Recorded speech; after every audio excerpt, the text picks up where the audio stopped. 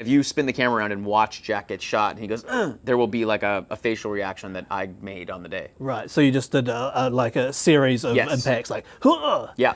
That's what? Like, that's mine. Because actually, we've got quite a few actors in New Zealand who work on Power Rangers, and they have to do stuff like that. Yeah. And I'm sort of training to be one of those. I think you're halfway there. Yeah, I've actually got a list of sort of like a sort of portfolio of impact sounds. That sort of sounded like more of like a guttural, like maybe a shot in the gut, as opposed to like a leg or a head thing. So, okay, so it's a good start. It's about placing it on the body. Yeah, it tends to get louder the higher up the body you go. Oh, okay. So if I was like getting hit in the shins, it'd be like, ooh.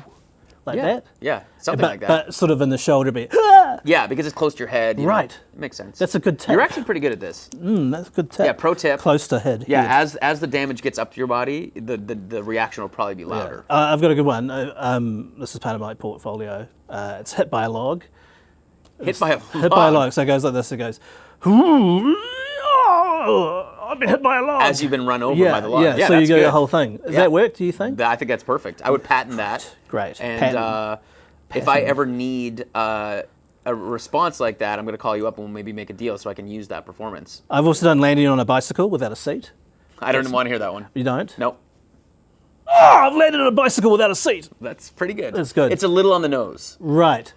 Saying it out loud, I think I got enough of that just by the sound. I don't think you need to say it all. Oh, okay. Yeah. Right. Did you have to record, I better go and do something over there? That was a constant source of frustration for me because coming from film and television, you would never, you don't say that out loud to yourself. Looks like a way out.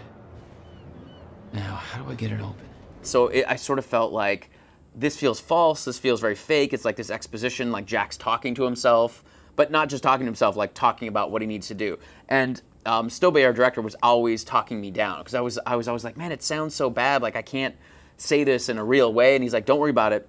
It's about needing to guide the player. And I said, yeah, no, I understand. I play games, but it just feels crazy saying it in this booth. Until, cut to like a year later when I sat down and played the game and I got lost. And then Jack muttered, better try over there. And I was like, aha! And the light bulb went off, and it didn't seem false. It just felt like Jack was saying something out loud, and it made sense, and it guided me through the game. What's the best one you had to say, do you think? Okay, it's directing the player to shoot like a piece of scaffolding that then falls, and then you can use that to rewind time and use it as an elevator. And I think I said many, many times, that looks like a way up.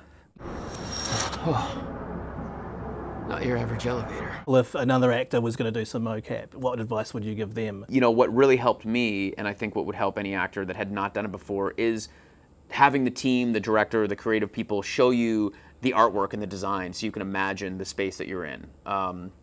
And again, yeah, you're missing the element of like seeing yourself in costume, seeing the other characters in costume. So you have to use your imagination a little more.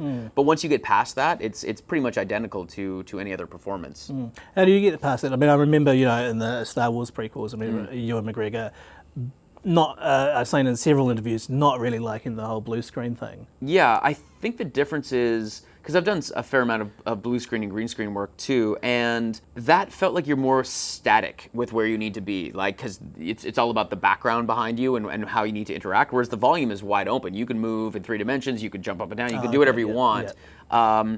So I think that it might be a slightly different process than with the motion capture. I didn't find it as challenging as I thought I might. And again, I think it's because you're still in a space with actors, looking them in the eye, performing together. So, yeah, it didn't seem that strange. Shawn Ashmore, thank you so much for coming to New Zealand. Thank you. I've had a blast. Great talking to you. It's been great talking to you too. Thanks very much. Awesome. Thanks, man. Cheers.